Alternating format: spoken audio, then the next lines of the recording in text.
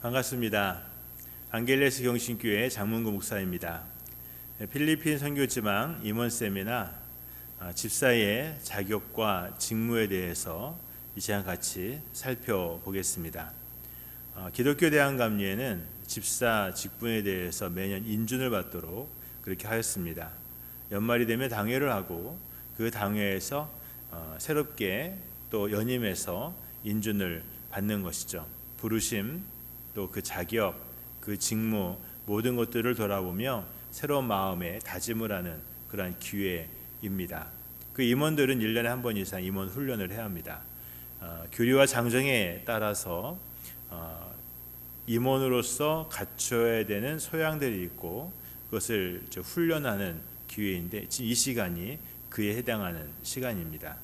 모쪼록 집사님들, 신천 집사님들 그 자격과 직무를 알아서 집사다운 집사, 하나님의 마음에 쏙 드는 집사님으로 자리매김되시고 쓰임 받으시기를 원합니다. 집사의 자격과 직무에 있어서 먼저 집사라고 하는 이름의 뜻을 살펴보고자 합니다. 한자로 집사 이렇게 쓰는데 이것은 주인 옆에서 일 맡은 자다라고 하는 뜻을 갖고 있습니다. 영어로는 이제 servant 이렇게 되고요. 히라버로는 디아코노스 이러는데 이것이 나중에 이제 디콘이라는 이름으로 나와서 집사 이렇게 되죠. 요 이름의 뜻을 다 종합을 해보면 봉사와 섬김이다 이렇게 정리를 할 수 있습니다.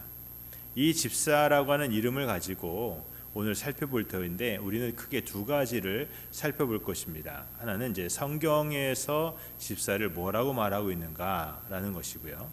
또 하나는 교리와 장정에서 집사를 어떻게 이해하고 있는가입니다. 먼저 성경의 집사를 살펴보도록 하겠습니다. 성경의 집사가 나오는 것은 7 집사이죠. 사도행전 6장에 7 집사 스데반으로부터 시작해서 7명의 이름이 나오고 초대교회에 있었던 문제를 해결하고 또 사도들의 일을 돕고자 이 7 집사가 세워졌습니다. 7 집사가 세워졌는데요. 모든 게 그렇듯이 이름이 같다고 해서 다 똑같지는 않거든요. 성경에 나와 있는 이 7 집사, 오늘 우리 교회에 있는 집사님들과 같은 거냐? 그렇진 않습니다. 다릅니다. 이름은 같은데 그 뜻, 그리고 위치, 사역 이 모든 것들은 좀 많이 달라요. 성경에 나와 있는 7 집사는 지금으로 말하면 이제 교역자에 해당하는 그러한 직분이다라고 이해할 수 있습니다.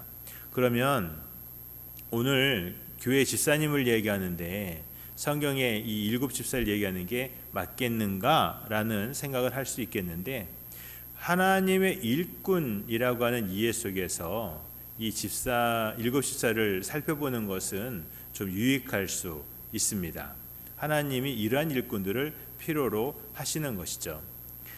사도행전 6장에 보면 이 7 집사를 세우면서 나오는 말씀이 있습니다. 형제들아, 내가 너희 가운데서 성령과 지혜가 충만하여 칭찬받는 사람 7을 택하라. 우리가 이 일을 그들에게 맡기고 우리는 오로지 기도하는 일과 말씀 사역에 힘쓰리라 하니. 여러분, 이 말씀에는요, 이 7 집사를 세우는 아주 중요한 기준, 방법들이 여기 나와 있습니다. 먼저는 이제 성령 충만이죠. 그리고 지혜 충만, 그리고 칭찬 받는 사람. 이건 이제 자격에 해당하는 부분이고 이들에게 맡겨진 일이 크게 2 가지가 있어요. 하나는 이 일을 그들에게 맡기고 그랬는데 이 일은 초대교회에 있었던 한 가지 문제를 우리가 살펴볼 수 있습니다. 헬라파 기독교인, 유대파 기독교인 이 둘이 갈등이 있었어요. 그 갈등은 헬라파 과부, 유대파 과부들이 공평하지 않게 구제받는 일을 가지고 헬라파 기독교인들이 이제 불만을 갖고 있었던 것들, 그 불만을 해소하게 하고자 그 일들을 맡겼다라고 하는 거죠. 성경에 보면 구제와 대접하는 일이라고 했는데 그 일을 이제 7 집사에게 맡겼다라고 하는 것이고 7 집사가 그 일을 맡아주니까 우리는 사도들은 다른 일을 원래 했어야만 했던 그 일을 전념하게 되었습니다. 기도하는 일, 말씀, 사역, 말씀 전하는 일, 이 두 가지를 전념하게 되었더라라고 하는 것입니다. 그래서 이 사도행전 6장 3절 4절에 보면 이 일곱 집사를 세우는 데 있어서 기준이 되는 자격, 또 그들에게 맡겨진 사역, 요 두 가지를 정리해서 이제 이야기를 해주고 있는 것이죠. 자, 세 가지 자격이 있어요. 성령 충만, 지혜 충만, 칭찬받는 사람. 이게 무슨 뜻일까 살펴보면 성령 충만, 첫 번째는 이제 구원의 확신, 중생의 경험, 즉 인격적으로 예수님을 만난 사람들을 이야기하는 것이죠. 내 안에 내적 증거가 있는 사람, 성령으로 말미암아 내적 증거가 있는 믿음, 구원의 확신이 있는 사람, 중생의 경험이 있는 사람, 하나님의 뜻을 거역하지 아니하는 사람, 순종하는 거죠. 하나님의 뜻이 무엇인지를 알아 순종하는 사람, 또 내세가 믿어지는 사람. 우리의 믿음이 현세와 내세에 있는데 다음이 기대가 되는 사람이 되는 것이죠. 천국 소망이 있다는 얘기예요. 그래서 네 번째로는 예수의 증인 되는 사람, 땅끝까지 이르러 내 증인 되라 하셨는데 그거를 알고 또 사명을 붙들고 또 감당할 수 있는 사람, 이 사람들이 이제 교회 일꾼이 되어서 또 일곱 집사가 될 수 있겠다 이제 말씀하시는 것이고요. 또 지혜가 충만한 사람이다 그랬어요. 예비하는 사람. 10처녀가 있었죠. 10처녀가 결혼식을 해야 되는데 5처녀는 슬기로워서 미리 기름을 준비했는데 5처녀는 그러지를 못했어요. 이 예비하는 사람이 되어야 된다라는 얘기예요. 주님 오실 날, 또 환난의 날을 대비할 수 있는 사람. 요셉의 경우에는 7년 풍년이 지나 7년 충년을 준비할 수 있는 사람. 여러 가지 의미가 있습니다. 두 번째로는 하나님의 뜻이 무엇인지 분별하는 사람. 혼란스러운 시대잖아요. 여러 가지로 막 혼란스러워요. 시대가 가면 갈수록 혼란스러운 일들이 더 많고 헷갈리는 일들이 많고 진짜와 가짜가 뒤섞여 가지고 어느 것이 진짜인지 혼돈스러울 때가 있습니다. 그때에 믿음의 중심을 지켜가는 사람, 이 지혜 있는 사람이죠. 성령께서는 깨닫게 하는 영이시고 기억나게 하신 영이신데 지혜의 영이세요. 성령께서 내 안에 충만하게 역사하시면서 하나님의 뜻을 알아 분별할 줄 아는 사람이 되는 것입니다. 세 번째로는 어떤 상황에서도 바른 판단과 결단력을 통하여 대처할 수 있는 능력을 갖춘 사람이에요. 지도자로서 교회의 일꾼, 리더십을 갖춘 사람으로서 아주 중요한 덕목입니다. 갈팡질팡하고 그러면 안 되는 것이죠. 내가 무엇을 해야 되는지 사명 분명하게 알고 그 사명에 또 쭉 나아갈 수 있는 그러한 힘들이 우리에게 있어야 합니다. 그 칭찬받는 사람이 되어야 돼요. 여기에서는 우리가 좀 한 가지 깊게 생각해야 될 것이 있는데, 칭찬하는 사람이기보다 칭찬받는 사람이 되어야 된다라고 하는 건데요. 우리가 그런 말을 하잖아요. 그 칭찬은 고래도 춤추게 한다. 칭찬을 많이 해줘야 돼요. 우리의 관계에서 칭찬은 관계를 참 부드럽게 좋게 만드는 아주 중요한 덕목입니다. 그런데 칭찬하는 사람이 되기 전에 먼저 칭찬받는 사람이 되어야 되는데, 하나님과 사람으로부터 칭찬받는 사람이 되어야 합니다. 아, 진짜 그리스도인이구나, 진짜 집사님답다, 이렇게 인정함이 되어야 되는데, 이거 인정받으려고 인정되는 게 아니라 그렇게 수고하고 애쓰고 충실하면 그렇게 인정이 되는 것이죠. 예수님이 달란트 비유 말씀하시면서 5달란트, 2달란트 받은 사람을 칭찬하시는데 네가 작은 일에 충성하였다 칭찬해 주셨거든요. 근데 그들이 해야 될 일을 그냥 한 거예요. 근데 그것이 칭찬이 되었습니다. 그 창세기에 보면 아벨의 제사가 나오잖아요.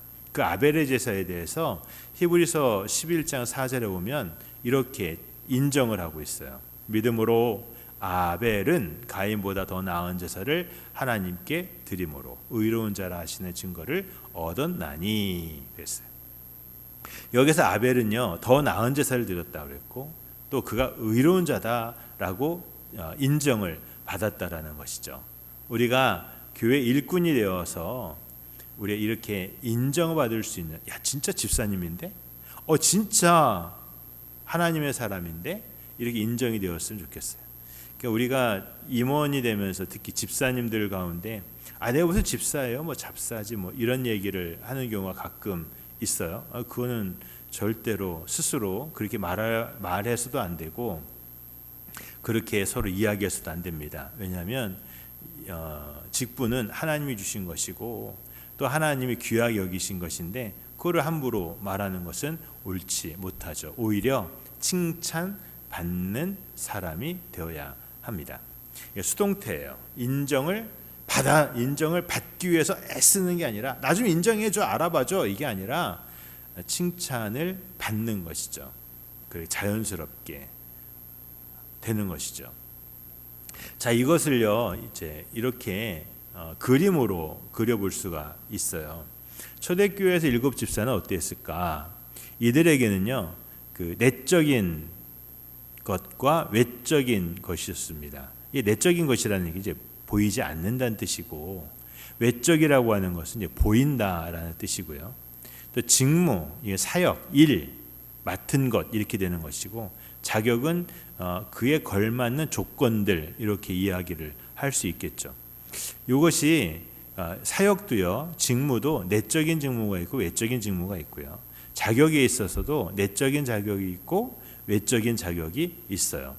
우리가 좀 전에 사도행전 6장 3절 말씀을 읽었었는데 그걸 정리해 보면 이렇게 됩니다. 성령 충만하고 지혜 충만하고 칭찬받는 사람, 그리고 구제와 돌봄, 이렇게 정리할 수 있겠는데, 여러분 요 5가지를 요 4가지의 그림으로 했을 때에 어디다가 배치를 하면 좋을까요? 전 이렇게 생각을 해봤어요. 성령 충만, 내적 자격이다. 성령 충만한지 안 한지 그거를 어떻게 측량해 볼 수가 없잖아요. 무게로 재볼 수도 없고, 키를 재볼 수도 없고, 성적 매겨볼 수도 없고. 마찬가지로 지혜 충만, 이것도 내적인 거예요.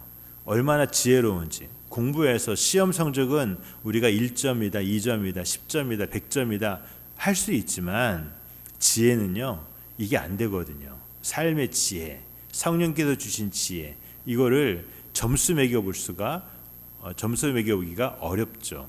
또 칭찬도 마찬가지입니다. 칭찬받는 사람, 이것도 어떻게 측량해 볼 수가 없어요. 또 구제와 돌봄, 이건 어디에다 속할까요? 이거는 일이거든요. 일. 이 일은 외적인 직무다 이렇게 살펴볼 수가 있어요. 구제, 불평 안 나오게 하면 되고, 누구에게 얼마가 갔는지 살펴볼 수 있죠. 누구에게 쌀이 25kg 갔다, 50kg 갔다, 어떻게 그 가정을 돌봤다, 어떤 결과가 나오니까요. 그러면 여기에서 빠진 게 2가지가 있습니다. 하나는 그 7 집사의 외적인 자격과 또 7 집사의 내적인 직무, 이 2가지가 이제 현재 없는 것이 되는데, 말씀에 보면은 살펴볼 수 있는 것들이 있습니다. 여기 넣을 수 있는 게 있는 거죠. 먼저 외적인 자격을 보면 이 7 집사의 이름들을 쭉 살펴보면요, 이 7 집사의 이름이 전부 헬라식 이름이에요. 그래서 헬라파다 이렇게 염두에 둘 수 있습니다. 그러니까 유대파 기독교인과 헬라파 기독교인으로 이렇게 구분이 될 수 있었는데, 헬라파 기독교인들에게 원망, 불평 이런 것들이 쌓여가니까 유대파 기독교인들이 헬라파 기독교인에게 모든 것을 양보한 거예요. 모든 것들을 너희들이 주관하라 이렇게 세워준 것이죠. 그래서 나눠 먹기가 아니라 좀 이렇게 세워주기를 하게 된 겁니다. 또 하나 이제 내적 직무인데 화평이다 할 수 있어요. 이 일들 전체를 통해서 뭘 이루었느냐? 교회의 평화를 이룬 것이죠. 내가 더 가졌네, 못 가졌네, 이러한 그 다툼에 있어서 다 그것이 해소가 되고 평화를 누리게 되었는데, 고린도전서에 보면은 우리가 화목케 하는 직분을 받았다라고 했는데요. 이 7 집사가 그러한 일들을 하게 된 것입니다. 요 4가지의 요 그림은요, 우리가 임원을 하면서 임원이 되고 집사님이 되면서 계속해서 한번 생각해 봐야 될 내용들이 돼요. 나에게 내가 집사가 되었습니다. 이 집사가 돼서 내 안에 또 내 밖에 보이는 것, 보이지 않는 것, 이런 것이 있어요. 보이는 일과 보이지 않는 일이 있고요. 보이는 자격과 보이지 않는 자격이 우리에게 있는 것이죠. 그럴 때에 우리가 요 4가지가 다 이렇게 조화롭게 갖추어지는 것이 또 필요하기도 합니다. 자, 이제 교리와 장정에서는 이 집사님에 대해서, 집사 직분에 대해서 어떻게 이야기하고 있나 살펴보도록 하겠습니다. 교리와 장정에는요, 먼저 평신도 임원에 대해서 정의를 하고 있어요. 평신도 임원, 첫째, 평신도 임원은 개체교회에서 선교, 교육, 봉사, 교제의 사역을 효과적으로 수행하기 위하여 선택된 이다, 이렇게 말하고 있고요. 또 평신도 임원은 집사, 권사, 장로로 구분한다 되어 있고, 또 장정은요, 임원의 자격과 직무에 대해서 규정을 하고 있어요. 집사는 이래야 됩니다. 집사는 이런 일을 해야 됩니다. 권사는 이렇습니다. 권사는 이런 일을 해야 됩니다. 장로에 대해서 마찬가지로 이러이러합니다 라고 하고 있는 것이죠. 이 임원에 대한 것들을 보면 우리가 몇 가지 좀 살펴볼 게 있습니다. 임원은요, 개체교회에서 세우는 겁니다. 즉 교회 일꾼으로 세워지는 거예요. 교회에서 필요로 해서 교회에 합당한 사람을 세우는 것이죠. 그리고 임원은 선교, 교육, 봉사, 교제의 일을 감당합니다. 선교, 교육, 봉사, 교제의 사역을 감당하는데 대충이 아니라 효과적으로 수행해야 되고 그 일을 위해서 선택된 사람이다. 우리가 이것을 기억해야 돼요. 교회의 일꾼이고요, 또 맡겨진 일들이 있다라고 하는 것입니다. 자, 임원이 이러한 기본적인 이해의 바탕 속에서 집사님에 대해서 살펴보도록 할게요. 집사는 개체교회, 마찬가지죠. 교회 일꾼이죠. 여러분 이것을 꼭 기억하셔야 합니다. 교회 일꾼입니다. 봉사와 섬김을 위하여 집사를 두며 그 자격은 다음과 같다 했어요. 처음에 집사, 서번트, 디아코니아 이야기할 때에 그 집사라고 한 뜻을 총 정리를 하면 봉사, 섬김이라고 하는 것을 여러분 기억하실 겁니다. 그 섬김과 봉사의 집사 직분을 위하여 다음에 자격이 있어야 합니다. 첫째, 둘째, 셋째가 나오는데 첫째는요, 나이에 대한 부분이에요. 감리교에서 입교인이 된 후, 감리교에서 입교인은 18살 이상이면 18살 이상의 세례교인이면 입교인이 될 수 있습니다. 그로부터 2년 이상 경과된 자, 그러니까 집사가 되려면 최소한 20살이 넘어야 되는 거죠. 그리고 70세 미만인 자, 이렇게 따지면 20살에서 69세까지가 집사의 어떤 그 연령층이 될 수 있죠. 두 번째로는 신앙이 돈독하고 감리의 교리와 장정을 공부하니, 돈독하다, 이거 기억하셔야 되고요.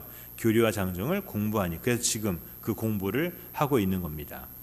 감리에서 제정한 집사 과정고시에 합격하니, 교회들마다 집사 시험을 과정고시를 보는지는 모르겠는데 집사 과정고시가 있어요. 지금 우리가 하는 요 과정이 그걸 대체할 수 있는 교육 훈련이고, 이거는 모든 임원들이 반드시 해야 되는 겁니다. 집사 권사는 당회에서 선출하고 임명을 합니다. 그래서 집사는 당회에 선출한다, 이렇게 임명 과정이 되어 있어요. 이거는 자격에 대한 부분이고요. 이제 직무, 맡겨진 일이죠. 맡겨진 일은 다음 몇 가지, 3가지가 또 있어요. 교인된 의무를 성실히 수행하여 교인의 모범이 된다 그랬습니다. 교인의 의무를 성실히 수행한다. 의무가 무엇이 있을까요? 여러 가지가 있겠죠. 근데 가장 기본적인 의무라고 하면 이제 두 가지를 이야기할 수 있습니다. 하나는 주일 성수, 하나는 11조 이렇게 이야기할 수 있죠. 거기에 대해서 이것도 하고 저것도 하고 해서 여러 가지의 의무들이 우리에게 주어집니다. 그 모든 일에 집사님은 모범이 되어야 합니다. 모델이 되어야 하는 것이죠. 그리고 집사는 기도생활, 전도, 봉사 등으로 교회 부흥에 앞장서야 한다. 기도하는 거, 전도하는 거, 봉사하는 거 다 중요한데 여기에 방향이 있는 거예요. 기도 어떻게 해야 돼요? 교회 부흥을 위하여. 전도 교회 부흥을 위하여. 봉사 교회 부흥을 위하여. 하나의 비전, 목적이 분명한 그러한 직무다라고 할 수 있습니다. 세 번째로요. 개체교회의 선교부, 교육부, 사회봉사부, 예배부, 문화부, 재무부, 관리부. 요것만 하면은 선교, 교육, 사회봉사, 예배, 문화, 재무, 관리. 요러니까 7가지가 되네요. 이 7가지에 더해서 기타 부서 뭐 여러 가지가 있겠죠. 선교회, 속회뿐만 아니라 많은 필요한 부서들 여기에 소속해서 맡은 바 직무에 봉사한다. 교회는 몸입니다. 몸이에요. 몸. 그리스도의 몸이죠. 그리스도의 몸이 유기적으로 움직여지기 위해서 이런 여러 부서들 속에 임원들이 들어가서 집사님들이 들어가서 이제 각각 일 맡은 자가 되는데 내가 어딘가에 소속하고 그 일을 성실히 하고 이것이 굉장히 중요한 것입니다. 좀 전에 우리가 그거 살펴봤잖아요. 집사는 봉사와 섬김이다. 마찬가지로 여기도 지금 이 직무가 다 봉사와 섬김에 관련이 되어 있습니다. 우리가 좀 전에 7 집사를 살펴보면서 이 4가지의 그림판을 보았어요. 자, 여기에도 지금 우리가 장정에서 살펴본 바를 대입해 볼 수 있습니다. 내적인 직무, 외적인 직무, 내적인 자격, 외적인 자격. 자, 먼저 살펴볼 것이 집사의 외적인 자격이 무엇이 있을까요? 집사의 외적인 자격 무엇이 될까요? 장정에서 살펴보면요, 대략 요 정도가 될 것 같아요. 입교한 지 2년이 지나야 된다. 70세 미만이어야 된다. 이거 나이에 대한 것이죠. 연령은 이래야 됩니다. 라는 것이고, 교리와 장정을 공부해야 한다. 라는 것이 있고요. 또 집사 과정고시를 통과해야 된다. 패스해야 된다. 이런 것이 있죠. 이것이 이제 외적인 자격이에요. 기본적인 자격이고 또 필수적인 자격이다. 요거는 이제 꼭 해야 된다. 이런 뜻이 되겠죠. 반면에 내적인 자격이 있습니다. 내적이라고 하는 얘기는 측량될 수 없다는 얘기예요. 뭐 길이나 무게를 잴 수 없는 거죠. 뭘까요? 아까 주의 있게 살펴봅시다 했던 것이 있는데 신앙 돈독이에요. 신앙 돈독. 아니 신앙이 돈독한 걸 어떻게 측량할 수 있냐고요. 상대적으로 절대적으로 참 쉽지 않죠. 하지만 측량이 안 된다고 해서 이게 그냥 안 되는 거야 넘어갈 문제가 아니라 굉장히 중요한 문제죠. 모범이 돼야 되고 덕망이 있어야 되고 하는 부분입니다. 또 집사에 대한 외적인 직무는 이제 사역이에요. 일 맡은 자, 섬김과 봉사의 일들인데 외적으로 기도, 전도, 봉사, 부흥, 부서 활동. 좀 전에 살펴본 바 같은 거죠. 기도, 봉사, 전도, 부흥, 부서 활동. 여러분 집사님들이 기도하는 것이 보여야 됩니다. 기도해야죠. 기도회에 나와야 되고 기도 시간을 가져야 되고 전도도 마찬가지죠. 1년에 1명, 2명 전도합니다. 전도 운동해야 되고 전도 활동을 해야 합니다. 교회에 무슨 일이 있습니다. 그럼 팔 벗고 나와서 막 이렇게 같이 하는 봉사 활동 할 수 있어야 합니다. 그 모든 일들이 다 이제 부흥을 만들어가는 일이 되는 거죠. 부흥을 막 욱적욱적 하면서 부흥을 만들어가는 일들이 되어야 돼요. 또 부서 활동, 아까 선교 교육했던 그런 것처럼 어딘가에 들어가서 열심히 봉사 활동하는, 그래서 활발하게 움직이는 유기적인 집사님이 되어야 하는 것이죠. 이런 것들은 전부 보여요. 내가 어디에 속해 있는지, 어떤 일을 하는지, 이런 것들이 다 교회 안에서 눈여겨 보여지는 일이 되는 것이죠. 근데 이것만이 아니라 또한 내적인 직무가 있어요. 보이진 않는데 이러한 걸 통해서 만들어지는 일들이 있습니다. 일단 성품적으로 열심히 해야 돼요. 또 모범이 되어야 합니다. 또 결과적으로 화평을 이루어야 합니다. 자, 여러분 보시면, 자, 우리가 어떤 일을 할 때 외적인 조건들은요, 최소한의 조건들이 있어요. 누가 뭐라고 말 못할 정도로 기본을 유지합니다. 이런 이제 최소한을 유지해가는 이렇게 사람이 있어요. 근데 성경이 또 교회가 원하는 것은 최소한을 유지하는 그런 집사의 자격, 사역, 직무 이게 아니고 열심히 하기를 원하거든요. 열심히 하기를 원하거든요. 근데 이것은 그 마음이 움직여야 되는 것이고 성령께서 그 마음을 강하게 주장하셔야 되는 거예요. 여러분, 오늘 우리가 신앙생활을 기본만, 최소한의 신앙생활을 하는 게 아니라 하나님 앞에 열심을 다해서 해야 되는데, 신명기에 있는 말씀에 보면 하나님을 사랑하라. 어떻게? 마음과 뜻과 힘을 다하라 그랬어요. 오늘 우리가 하나님의 일을 할 때, 교회 일을 할 때에 마음과 뜻과 힘을 다하여 할 수 있는 우리 모두가 되기를 축복합니다. 그래서 요 교리와 장정에 있어서 집사의 직분을 이해하면 이렇게 돼요. 자, 여기에서 어떤 게 중요할까요? 다 중요해요. 다 중요해요. 어느 하나 중요한 게 없습니다. 중요하지 않은 게 없습니다. 그렇다면 이 모든 것이 조화를 이루어야 돼요. 조화를 이렇게 이루어야 되는 것이죠.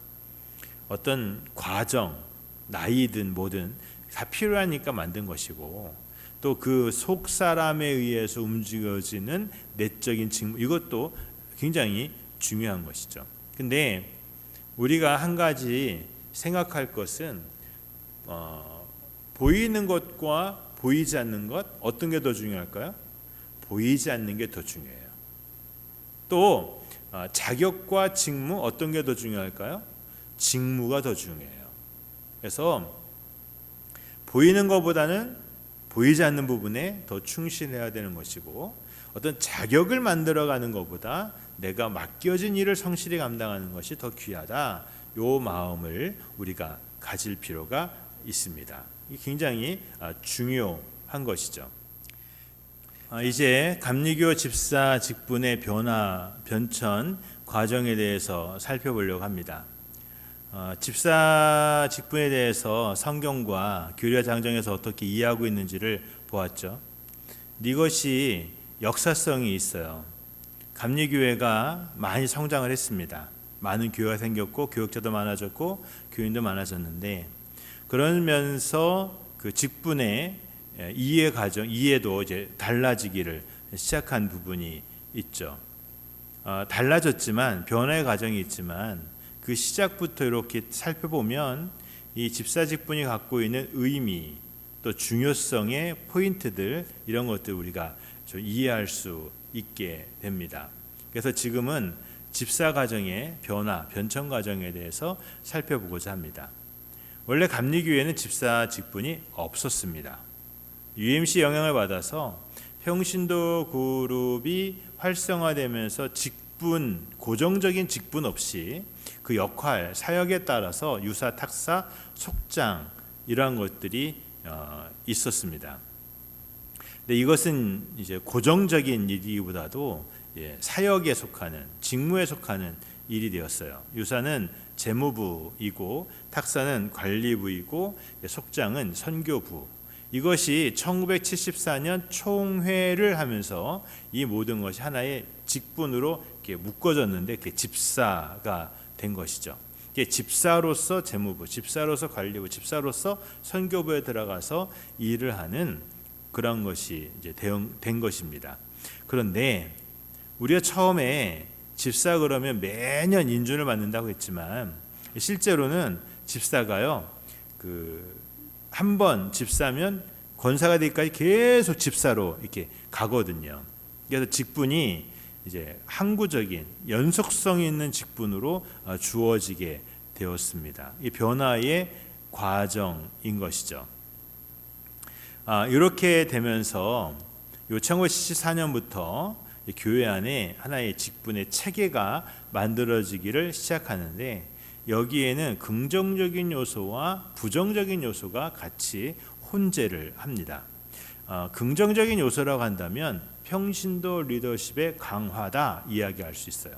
교회의 규모가 이렇게 커지다 보니까 그에 맞는 체계를 갖추게 되고 거기에 맞는 직분들이 만들어진 것이죠. 집사, 권사, 장로 이런 체계들이 만들어지게 된 겁니다. 사회가 발달하면서 교회에도 또한 강화가 된 리더십이 형성이 되는데 그 리더십을 세워가는 과정 속에서 이런 직분들이 이제 잘 체계적으로 정리가 되었다 할 수 있습니다. 부정적인 요소가 있어요. 부정적인 요소는 직무가 없는 직분이 만들어진 것입니다. 이런 거죠. 집사인데 집사의 일을 안 하는, 집사인데 집사의 일을 안 하는 경우가 생겼고, 또 하나는 단계 산승, 어떤 교회 안에서의 직분을 어떤 승급 과정으로 이해하는 것이 생겼어요. 집사 다음에 권사 다음에 장로, 이러한 단계로 이해하는 경우가 생겨서 집사에서 권사가 되려면 이런 자격 조건이 있어야 돼. 그 자격 조건 맞추고, 장로가 이러이러해야 돼. 그 조건 맞추고, 이렇게 조건 맞춰가는 그런 경향들이 생겼습니다. 물론 다 그렇다는 게 아니고요. 부정적인 요소를 이야기하다 보니 그렇게 되는 것이죠. 교회가 처음에 어떤 이 사역 중심, 직무 중심으로 왕성하게 움직였던 것들이 점점 변화되면서 직분만 중요하게 되는 그러한 경우가 생기게 된 것입니다. 이것은 우리가 좀 많이 주의해야 될 필요가 있어요. 리더십의 강화 굉장히 중요한 시대적인 요구이고 또 성장을 위한 굉장히 중요한 부분인데 그에 따른 부정적인 요소가 같이 따라왔다라고 하는 것이죠. 교회가 교회에서 직분이 이게 어떠한 권력, 명예 이런 식으로 작용하는 순간 교회에서는 좀 어려움이 시작이 됩니다. 자, 우리가 아까 이것을 보았습니다. 네 개의 그림 속에서 내적인 것과 외적인 것, 직무와 자격, 그런 말씀을 드렸죠. 보이는 것보다는 보이지 않는 것이 더 중요합니다. 자격보다는 직무가 더 중요합니다. 여기서부터 이게 보이지 않는 것에서부터 보이는 방향으로, 또 사역으로부터 자격으로 이렇게 이해가 옮겨질 때에 우리의 이 직분에 대한 이해, 또 아까 교회 부흥을 위하여야 된다 그랬는데 그 교회 부흥을 위하여 쓰임받는 직분자 되는 우리가 될 수 있습니다. 이것이요 우리의 마음에 이렇게 잘 기억이 되었으면 좋겠어요. 자, 이제 우리가 해야 될 일은 집사의 자격과 직무에 대해서 살펴보았고요. 이제 그 집사님들이 교회 안에서 어떠한 일을 해야 되는지 그 몇 가지를 같이 살펴보고자 합니다. 그러니까 크게 네 가지인데 그 일에 전부 모범이 되셔야 할 것입니다. 첫 번째로 예배의 모범이 되셔야 돼요. 예배의 모범. 우리가 다 예배를 드리는 사람이고 예배가 소중하고 교회 올 때에 예배 시간을 중심으로 오게 됩니다. 근데 단순히 예배를 드리는 자가 아니라 예배의 모범이 되셔야 합니다. 예배가 뭡니까? 만남이거든요. 성도와 성도가 만나죠. 근데 더 근원적인 것이 있어요. 우리가 하나님을 만나는 시간, 하나님 우리를 부르시는 시간, 하나님이 불러서 하나님을 만나는 시간, 예배가 그러한 교제의 만남의 시간입니다. 하나님이 임재하시는 시간이죠. 주께서 우리 가운데 오셔서 우리에게 말씀 주시고 은혜 주시고 우리의 헌신, 우리의 찬양, 우리의 기도를 받으시는 시간, 성령께서 강권적으로 역사하시는 시간. 그래서 순서도 중요하고 뭣도 중요하고 뭣도 중요하지만 성령이 임재하시는 예배의 그 충만한 은혜는 그 무엇과도 비교할 수 없는 아주 중요한 요소가 됩니다. 이 예배를 위해서 임원들, 특히 집사님들이 가져야 될 자세가 있고 하셔야 될 일들이 있는 것이죠. 예배 전에 자세가 있습니다. 예배 시간 돼서 허둥지둥 오는 집사님보다는 예배 시간 전에 와서 그 자리에 있고 준비하고 하는 것이 더 귀한 모습이 됩니다. 청소, 정리정돈, 또 예배 때에 와서 헌금위원, 안내위원을 비롯해서 여러 가지 일들을 감당할 수 있게 되는 것이죠. 성가대를 포함해서 대표 기도자 여러 가지들을 할 수 있습니다. 그래서 예배 전에 예배를 준비하는 자가 될 수 있어야 될 것이고요. 예배 시간에는요 집중하셔야 돼요. 집중하셔야 됩니다. 그래서 분주하지 않게 또 예배의 어떤 집중력을 흐트러지지 않게 살피나 집중하는 그러한 모범이 되어야 되는데 예배의 스텝이 되는 것보다 더 중요한 게 온전한 예배자가 되는 거죠. 은혜 받는 사람이 되어야 되고 은혜를 받도록 하는 임원이 되실 수 있어야 합니다. 예배 후에도 굉장히 중요한 요소들이 있어요. 예배 후에는 후딱 가는 사람이 아니라 예배 후에 교제가 일어나도록 돕는 사람이 되어야 합니다. 임원은 그럴 수 있어야 돼요. 예배 후에 혹 미진한 돌봄들이 있는지 살펴야 하고 또 예배 마치면 교제를 통해서 성도의 교제, 성령 안에서 교통하게 하심을 또한 왕성하게 이루는 모습들이 우리에게 있어야 하는 것입니다. 예배의 사역에 있어서 우리가 예배의 사회를 볼 수도 있어요. 그때에 미리 잘 준비해야죠. 여러 번 찬송과 성경 봉독 또 순서의 이 모든 것들을 매끄럽게 진행되되 그 안에 성령께서 강권적 역사하시는 은혜의 흐름이 되기 위해서 준비하는 것들이 필요하고 대표 기도 간혹 집사님은 나는 기도 못해요 이러시는 분이 있는데 대표 기도 할 수 있도록 준비하고 훈련하고 기도문을 작성하고 하는 훈련과 연습들이 우리에게 필요합니다. 이럴 때에 참 중요한 게 예배의 어떤 용어에 대한 이해들이 필요해요. 예배에서 그냥 막 쓰는 말이 아니라 절제된 용어 또 예의가 있는 용어들 그러한 용어들을 잘 갖춰서 쓰는 것들이 사용하는 것들이 또 필요하겠죠. 안내위원을 하실 수 있습니다. 헌금위원을 하실 수 있습니다. 그러한 여러 가지들을 같이 도와서 살펴보는데 교회에 새신자가 옵니다. 그 새신자가 오면은 임원은요 눈여겨 볼 수 있어야 돼요. 너무 다가가서 부담을 주진 않지만 부담을 주지 않는 범위 내에서 어떻게 그를 섬길 수 있을까? 그를 위하여 무엇을 봉사할 수 있을까를 생각할 수 있어야 하는 것이죠. 믿음 지키기에도 버거워요가 아니라 나와 함께 같이 믿음 생활할 수 있도록 이렇게 만들어가는 것들이 필요합니다. 예배 때에 또 중요한 게 예배의 용어 아까 좀 전에도 말씀드렸듯이 그것 아주 중요한데요. 옛날에는 이제 헌금을 연보라고 그랬죠.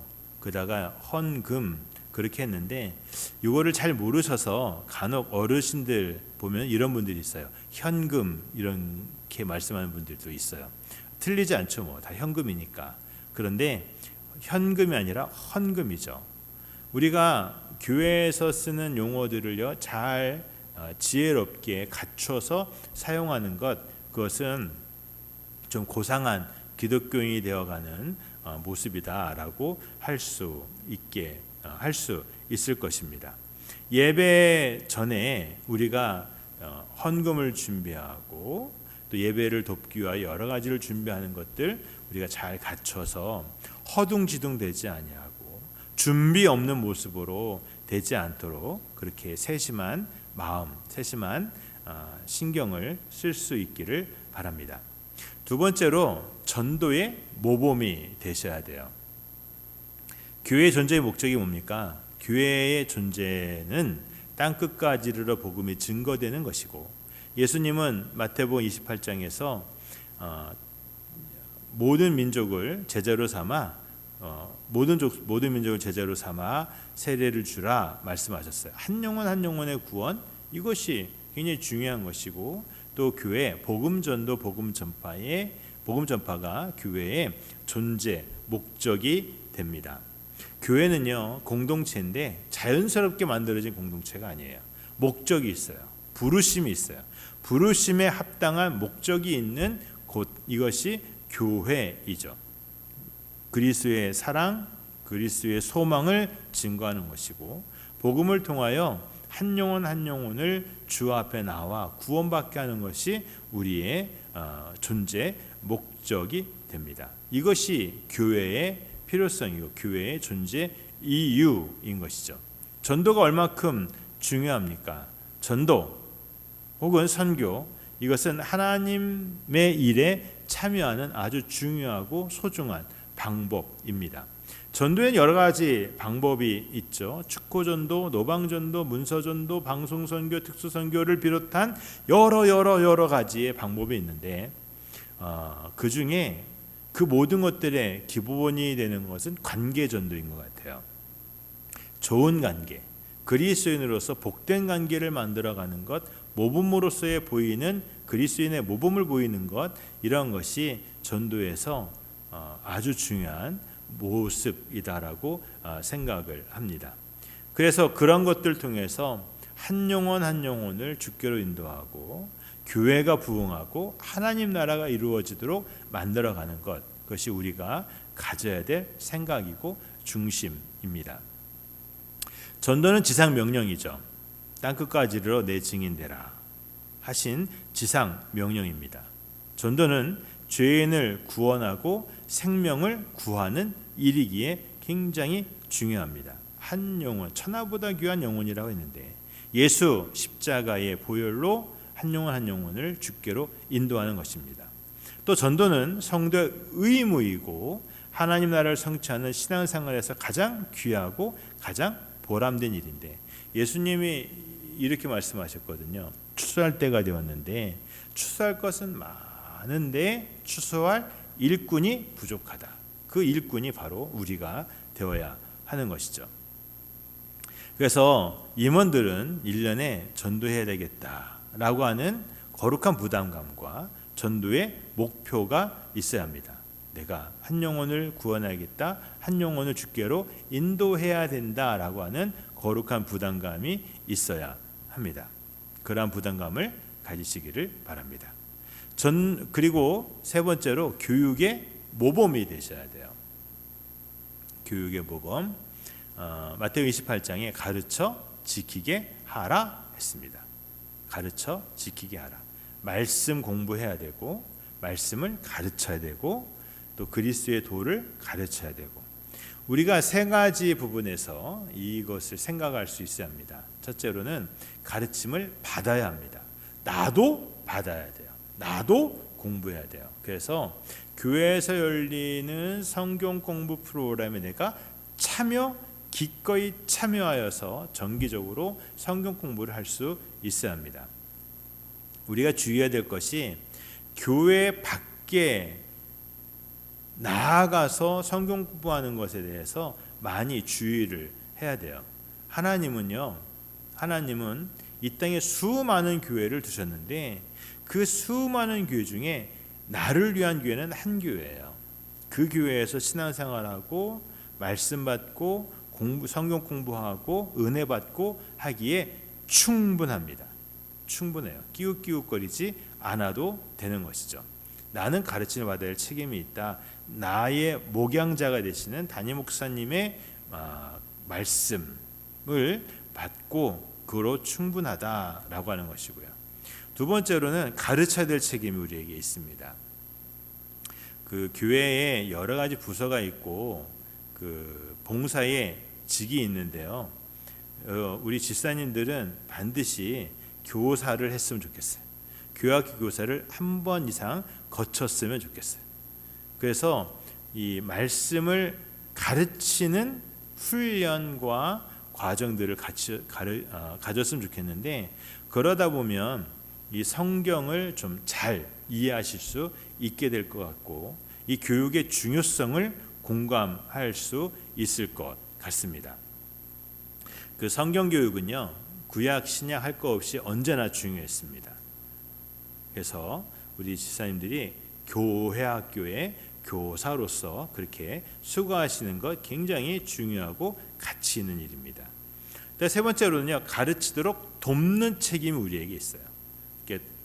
그 성경 공부에 막 분위기가 왕성하게 일어나도록 돕는 일들, 또 성경 공부할 수 있도록 격려하는 일들, 이러한 일들을 우리가 같이 할 수 있는 일이고, 시스템을 만들어서 교육부에 들어가서 어떤 교육이 일어날 수 있는 지원을 하는 것, 가르치지 못하면 가르치는 일들이 일어날 수 있도록 지원하는 일들, 그러한 일들을 우리가 할 수 있습니다. 네 번째로 봉사와 교제에 있어서 모범이 되어야 합니다. 봉사, 은사대로 또 선한 청지기와 같이 봉사하는 것이죠. 봉사는 땀 흘려 하는 것입니다. 무릎으로 하는 것입니다. 손과 발로 하는 것이에요. 그래서 내가 수고하여 내가 참여하여 이루어지는 봉사. 그런데 할 수만 있다면 내가 갖고 있는 달란트대로 열심히 수고하여 하는 것이 필요한 것이죠. 봉사라고 할 때에 몇 가지 요소가 필요한데, 첫 번째는 의지가 필요합니다. 의지, 해야 되겠다. 내가 이거 해야 되겠다. 의지가 필요하고요. 두 번째로는 힘쓰는 게 필요합니다. 애써서 힘써서, 그리고 실제로 해야죠. 그래서 의지와 힘씀과 또 행함, 요 세 가지가 우리에게 필요한데, 맡은 자로서 충성을 다하는 것, 이것이 우리에게 필요합니다. 봉사의 원리가 몇 가지가 있어요. 자발적 노예 원리라 했는데요. 자발적 노예 원리, 그 구약에 보면 노예가 여러 가지 이유로 노예가 되었는데, 어떤 일정한 기간이 끝나서 자유인이 될 수 있는데도 안 되고 주인의 집에 기둥에 가서 귀를 뚫고 내가 이 집에 영원한 노예가 되겠습니다. 이러한 일들이 있습니다. 그것은요, 내가 내 자유로 내 마음과 내 뜻으로 이 가정에, 이 집에 종이 되겠다라고 하는 것인데, 우리가 예수님 앞에 그런 자발적인 노예 원리가 적용이 돼요. 내가 수고하고 땀 흘리면서도 감사하는 것, 이것이 자발적 노예의 원리죠.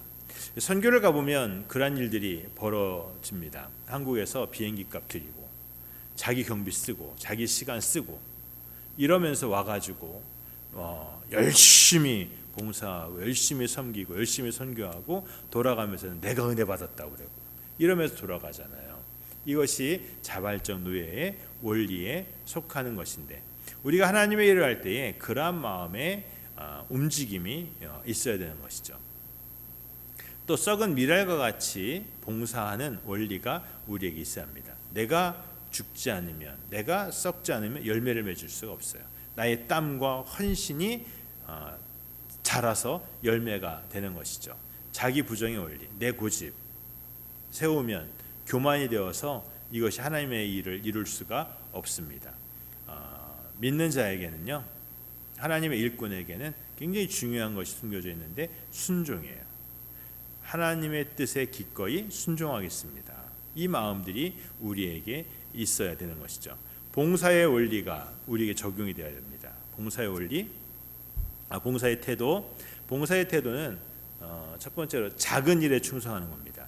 5달란트, 2달란트 이야기에서 네가 작은 일에 충성을 했으니 이렇게 말씀하셨어요. 그래서 작은 일에 충성하는 거 굉장히 중요해요. 나는 큰 일을 해야 돼. 이게 아니라 맡겨진 그 하나하나를 귀하게 여겨서 감당하는 것 필요하고요. 두 번째로는 꾸준한 게 필요합니다. 한 번 하고 마는 게 아니라 꾸준하게 하는 것이 필요해요. 열심히 항상 그 자리에서 그것을 감당하는 것들이 필요하죠. 흔들리지 않는 것. 그 베드로가 신앙 고백을 하잖아요. 주는 그리스도시요 살아계신 하나님의 아들이십니다 했더니 예수님이 그 신앙 고백을 굉장히 축복을 하시고 기뻐하시고 축복하셨어요. 그리고 하시는 말씀이 내 반석 위에 내 교회를 세우겠다 그러세요. 그러니까 베드로의 신앙, 베드로의 고백이 반석이에요. 반석은 움직이지 않습니다. 이제 조약돌이 아니잖아요. 발로 탁 치면 대굴대굴 굴러가는 그런 게 아니라 항상 움직이지 않고 그곳에 있는 것이 반석이죠. 그러니까 우리의 믿음이 반석이 되어야 되는 것이죠. 오랫동안 변함없이 꾸준히 그 자리에 계속해서 한결같은 모습으로 있는 봉사자 되어야 합니다. 세 번째로 어려울 때에 더 빛이 나는 임원이 되셔야 해요. 어려울 때에 더 많이 수고하고 어려울 때 더 많이 책임을 감당하는 그러한 임원이 되셔야 합니다. 그래서 봉사와 섬김은요 십자가예요. 십자가는 어깨에 짊어지는 거예요. 어려울 때에 짊어지는 것이죠. 여러분 십자가를 감당하는 짊어짐의 은혜가 있기를 원합니다. 시간을 드리고 물질을 드리고 재능을 드리고 함으로써 내 몸으로 내 삶으로 하는 봉사, 이러한 봉사가 하나님 앞에 가장 값지고 아름다운 일입니다. 우리가 일곱집사 세워지는 과정에 대해서 살펴봤잖아요. 일곱집사가 그 성령 충만하고 지혜 충만하고 칭찬 듣는 사람 7을 택해서 집사를 세웠는데 그들에게 무엇을 맡겼습니까? 사도의 일을 띄어서 맡겼거든요.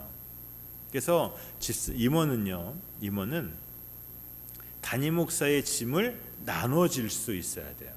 단임 목사의 리더십 하에서 단임 목사의 짐을 나눠질 수 있어야 돼요. 그러니까 교회의 이 모든 일들을 같이 공감하고 같이 그 무게를 나눠줄 수 있는 십자가의 믿음이 있어야 하는 것이죠. 그래서 집사, servant 혹은 디아코노스 할 때에 기억해야 되는 것, 집사는 봉사와 섬김의 직분입니다. 몸으로 하는 직분입니다. 보이는 것보다 보이지 않는 것이 더 중요하고 자격보다 그 직무가 더 중요합니다.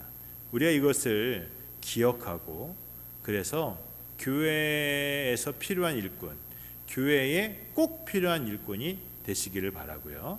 또 하나님 마음에 쏙 드는 그러한 귀한 일꾼, 네가 작은 일에 충성하였으니 라고 인정함이 있는 귀한 집사님들이 되시기를 축복합니다. 이상으로 집사의 자격과 직무에 대해서 모든 내용을 마치도록 하겠습니다.